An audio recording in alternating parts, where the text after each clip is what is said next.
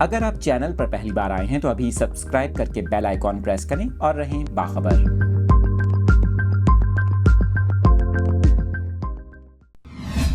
تفصیلات شیئر کر رہے ہیں اپنے ناظرین کے ساتھ۔ جامعہ کراچی میں مبینہ طور پر ایک طلبہ تنظیم کی جانب سے طلبہ کو ہولی منانے سے روکنے کا واقعہ سامنے آیا ہے۔ سوشل میڈیا پر طالبہ نے اپنے ویڈیو بیان میں دعویٰ کیا ہے کہ میں ہندو مذہب سے تعلق رکھتی ہوں اور سندھی ڈپارٹمنٹ میں پڑھتی ہوں۔ وائرل ویڈیو میں طالبہ کا کہنا تھا کہ اسلامی جمعیت طلبہ سے منسلک افراد آئے اور ہمیں ہولی منانے سے روکا۔ طالبہ نے الزام عائد کیا کہ ان افراد نے ہمیں اور دیگر طلبہ کو تشدد کا نشانہ بھی بنایا۔ ترجمان اسلامی جمعیت طلبہ نے کہا ہے کہ قوم پرست تنظیم شرپسند بے بنیاد پروپیگنڈے سے مذہبی منافرت کو فروغ دینا چاہتی ہے۔ دوسری جانب جامعہ کراچی کی انتظامیہ کا کہنا ہے کہ یونیورسٹی میں ہولی منانے کے حوالے سے کسی نے بھی پہلے سے اجازت نہیں مانگی تھی۔